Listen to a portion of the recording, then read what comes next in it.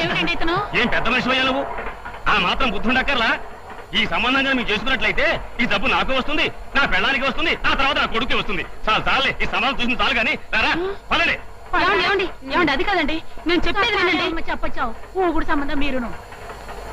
ఏమిటండి మీరు, బుద్ధి లేదు? ఏం చేయమంటావే? ఎవడో టేప్ రికార్డు పెట్టాడు, ముందు దాని చూడు.